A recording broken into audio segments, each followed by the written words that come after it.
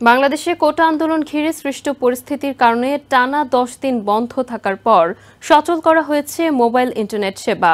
রোববার বিকেল 3টা থেকে সারা দেশে এ সেবা চালু করা হয়। টেলিযোগাযোগ ও তথ্য প্রযুক্তি প্রতিমন্ত্রী জুনাইদ আহমেদ পলক ইন্টারনেট চালুর খবর জানিয়ে বলেন, আপাতত ফেসবুক, টিকটক সহ বিভিন্ন সামাজিক মাধ্যম বন্ধ থাকবে।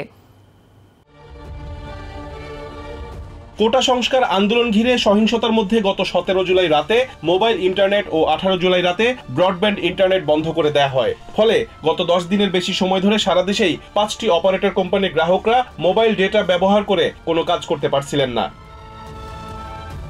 5 দিন পর গত 23শে জুলাই রাতে পরীক্ষামূলকভাবে ব্রডব্যান্ড ইন্টারনেট সেবা চালু করা হয়। অগ্রাধিকার ভিত্তিতে কূটনীতিক পাড়া, ব্যাংক ও আর্থিক প্রতিষ্ঠান, বিদ্যুৎ, ফ্রিল্যান্সিং ও প্রযুক্তি এবং রপ্তানিমুখী খাতে ইন্টারনেট সেবা চালু করা হয়। এরপর 24 জুলাই রাত থেকে আবাসিক এলাকায়ও ইন্টারনেট সেবা মিলছে। তবে আপাতত বন্ধ আছে ফেসবুক ও টিকটকের ক্যাশ সার্ভার।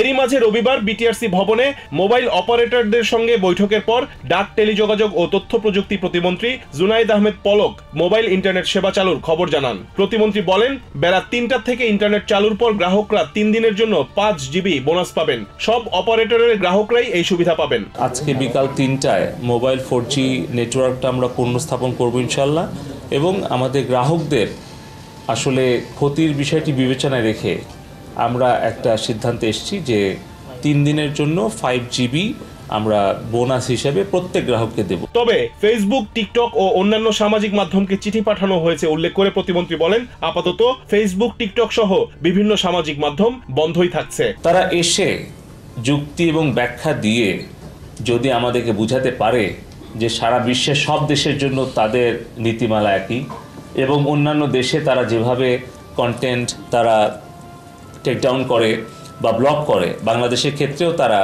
সমানভাবে তাদের এই বৈষম্যমুক্ত আচরণ করছে বা করেছে বা করবে, তাহলে এগুলো আলোচনা, ব্যাখ্যা, বিশ্লেষণ করে তারপরে আমরা সিদ্ধান্তটা গ্রহণ করতে চাই।